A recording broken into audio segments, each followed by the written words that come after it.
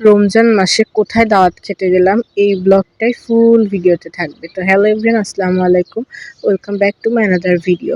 আশা করি আপনাদের ব্লগটা অনেক পছন্দ হবে। তো সেই দিন প্রায় 13 রোজাতে আমাদের একটা দাওয়াত ছিল সেক্টর 18-তে আমার খালামুনির বাসায়। তো ওখানে আমরা বাসা থেকে তাড়াতাড়ি রেডি হয়ে বের হয়ে পড়ি। দেন আমরা একটু সকাল সকালে চলে এসেছিলাম। দেন বাইরে একটু এসে হাঁটছিলাম, আর এই জায়গাটা না অনেক সুন্দর। কবে যে এখানে আসবো। তো আসার পরে যে অনেক পিচ্চি বাচ্চা অনেকেই দাওয়াত দিয়েছিল, আমাদের রিলেটিভের বাইরেও অনেক লোকজন ছিল। তো এই যে পিচ্চি বাচ্চা, এত পিচ্চি বাচ্চা ছিল, এখানে মাত্র আমি একজন বড় ছিলাম। তো যদিও এটা দাওয়াত ছিল প্লাস বার্থডে সেলিব্রেটেড ছিল, যেহেতু রমজান মাস, বার্থডে তো সেলিব্রেট করা যায় না এই মান্থে। তো সেই ক্ষেত্রে যেহেতু আমাদেরকে বলেছিল যে ওরা দাওয়াতও দিয়েছে প্লাস যেহেতু পিচ্চি মানুষ, ও শুধু বার্থডে বলে এক্সাইটেড ছিল। তো আমরা ওর জন্য সবাই চেষ্টা করেছি ছোটোখাটো গিফট নিয়ে যেতে। তারপরেই যে একটা পিচ্চি, মাশাআল্লাহ বলবেন, এত কিউট। মানে এটা জানি না, হয়তো খালামণিদের প্রতিবেশী বা সামথিং এরকম কেউ ছিল, এত কিউট। প্রথম দেখাতে আমার কাছে বসে মানে আমার সাথেই খেলতেছিল, মাশাআল্লাহ।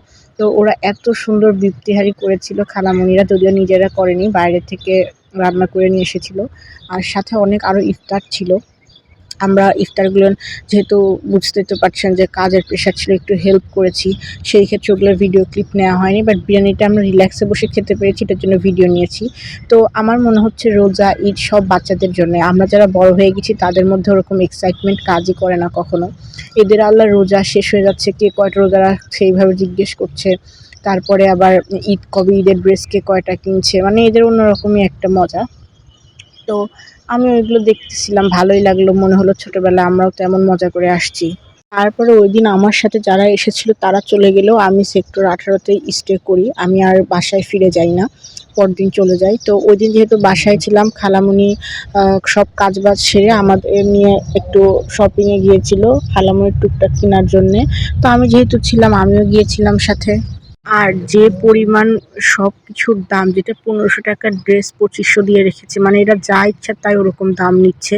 আমি কেন জানি না ওরা এমন করছে। যাই হোক, তো এরপরে আমরা যেহেতু অনেক টায়ার্ড ছিলাম, একটা স্যান্ডউইচ আরও টুকটাক কিছু খেয়ে নিয়েছিলাম। তারপর বাসায় এসে ওই দিন আমি খালামণির বাসা থেকে কলেজে যাই, দেন খালামণির বাসায় ইফতার করে বাসায় চলে যাই। তারপরে বাসায় যাই, একটু ফ্রেশ মাইন্ডে একটা চা খাই। দেন বাসায় দেখলাম মুরগির গোস্ত, ডিম, আলু ভর্তা, তারপর ডাল, অনেক কিছু রেডি করা সেহরির জন্য। আমি ওগুলো প্রপার ওয়েতে ঠিক করে রাখলাম যেন সেহরিতে খেতে পরে কোনো সমস্যা না হয়। আমাদের বাসায় যেহেতু এসেছিলাম ওই দিন রাতে, কেন জানি খুব ক্ষুধা লেগেছিল, তারপর পাস্তা বানিয়ে খেলাম।